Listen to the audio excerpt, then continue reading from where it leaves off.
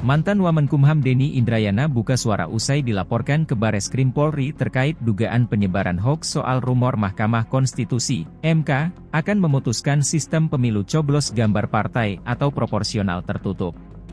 Dalam rilisnya yang diposting di akun Twitter Denny Indrayana, Minggu, 4 Juni 2023, Denny menyinggung 6 poin penting terkait kasusnya tersebut.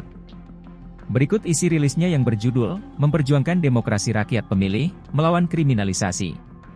Saya mencermati munculnya beberapa laporan polisi atas informasi yang saya sampaikan terkait akan dikeluarkannya putusan Mahkamah Konstitusi soal sistem pemilu legislatif apakah proporsional tertutup atau proporsional terbuka. Penjelasan lebih jauh soal kemungkinan putusan MK, dan bagaimana melihat kecenderungan posisi para hakim konstitusi, insya Allah, akan saya sampaikan dalam analisis yang lebih panjang. Kali ini saya hanya akan memberikan penjelasan terkait laporan yang dilayangkan kepada aparat kepolisian. 1. Terlepas adanya hak setiap orang untuk melaporkan ke polisi, saya berpendapat hak demikian mesti digunakan secara tepat dan bijak. Baiknya, tidak semua hal dengan mudah dibawa ke ranah pidana. Seharusnya, persoalan wacana dibantah dengan narasi pula, bukan memasukkan tangan paksa negara, apalagi proses hukum pidana. Terlebih, pembicaraan terkait topik politik di waktu menjelang kontestasi pemilu 2024 sangat rentan dengan kriminalisasi kepada lawan politik, yaitu ketika instrumen hukum disalahgunakan untuk membungkam sikap kritis dan oposisi. 2. Informasi yang saya sampaikan kepada publik melalui akun sosial media adalah upaya saya mengontrol putusan Mahkamah Konstitusi sebelum dibacakan. Karena putusan MK itu bersifat final and binding, tidak ada upaya hukum apapun dan langsung mengikat begitu dibacakan di sidang yang terbuka untuk umum.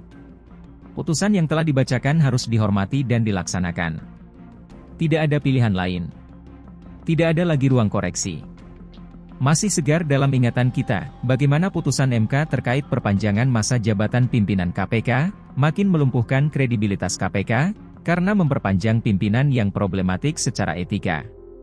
Putusan itu juga menguatkan ada agenda strategi Pilpres 2024 yang dititipkan kepada perpanjangan masa jabatan Firly Bahuri CS.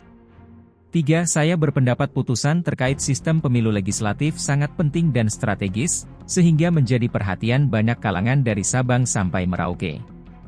Bukan hanya dari partai dan bacalek, namun juga yang paling penting, mempengaruhi kadar suara rakyat pemilih yang tidak lagi punya bobot menentukan jika MK memutuskan sistem proporsional dengan nomor urut, tertutup, menggantikan sistem nama dan suara terbanyak, terbuka.